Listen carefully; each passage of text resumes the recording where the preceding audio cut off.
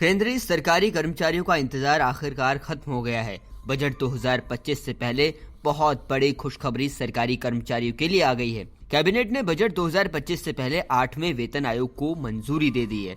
7वें वेतन आयोग का कार्यकाल 31 दिसंबर 2025 को खत्म हो जाएगा और 8वें वेतन आयोग को 1 जनवरी 2026 से लागू कर दिया जाएगा।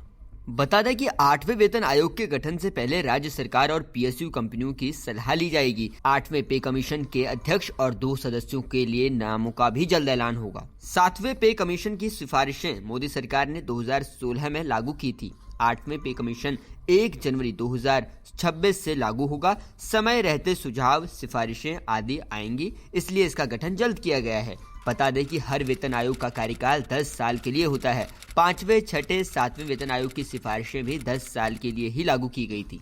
लंबे समय से 8th पे कमीशन के गठन की मांग हो रही थी। गौर करने वाली बात यह है कि देश भर में केंद्रीय कर्मचारी और उनके संगठन पिछले कई महीनों से लगातार 8वें वेतन आयोग के गठन की मांग कर रहे थे।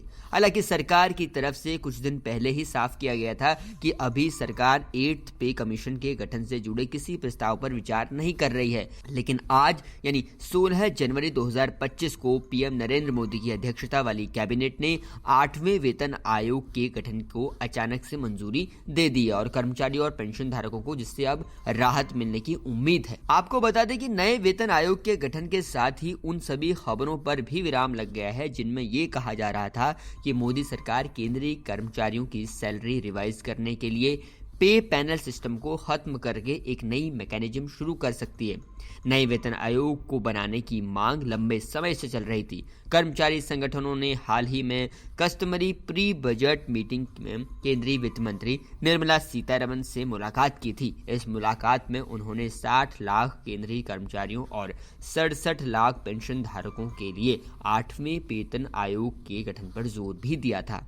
आपको बता दें कि 7वें वेतन आयोग का गठन यूपीए सरकार के समय फरवरी 2014 में हुआ था, लेकिन इसकी सिफारिशें 2016 में बीजेपी के नेतृत्व वाली एनडीए सरकार में लागू हुई। पिछले ट्रेंड्स को देखते हुए उम्मीद की जा रही थी कि नए पे कमीशन का गठन जल्द किया जाएगा, क्योंकि 2026 जनवरी में इसकी सिफारिशें लागू की जानी है। केंद्र सरकार के इस फैसले से करोड़ों कर्मचारियों की सैलरी में इजाफा होगा। सूचना एवं प्रसारण मंत्री अश्विनी वैष्णव ने बताया कि प्रधानमंत्री नरेंद्र मोदी की अध्यक्षता में हुई मंत्रिमंडल की बैठक में 8वें वेतन आयोग के गठन का फैसला लिया जाएगा।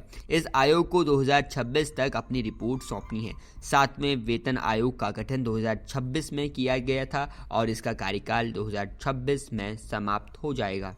8वां वेतन आयोग 1 जनवरी 2026 से लागू हो जाएगा। ऐसी उम्मीद जताई जा रही है कि पिछले आयोगों की तरह इस वेतन आयोग की सिफारिशों के तहत वेतन में संशोधन होने की संभावना रहेगी। आयोग की सिफारिशों के आधार पर पेंशन भोगियों के लिए महंगाई भत्ते यानी डीए और महंगाई राहत डीआर का ध्यान भी रखा जाएगा। नियम के मुताबिक सरकार हर 10 साल में वेतन आयोग का गठन करती है, जिसमें सरकारी कर्मचारियों की सैलरी और पेंशन समेत कई मानकों को रिवाइज किया जाता है। इससे पहले 7वां वेतन आयोग 2016 में लागू किया गया था, जिसके अनुसार फिलहाल न्यूनतम सैलरी 18,000 रुपये होती है और 8वें वेतन आयोग की सिफारिशों के बाद ये करीब 34,560 रुपये तक हो जाएगी। वहीं न्यूनतम पेंशन 17,280 रुपये पर सेट की जा सकती है। 8वें वेतन आयोग को लेकर अपने सवाल आप कमेंट बॉक्स में लिख सकते हैं। देश दुनिया की खबरें आसान भाषा में जानने के लिए आप जुड़े रहिए जनसत्ता के साथ।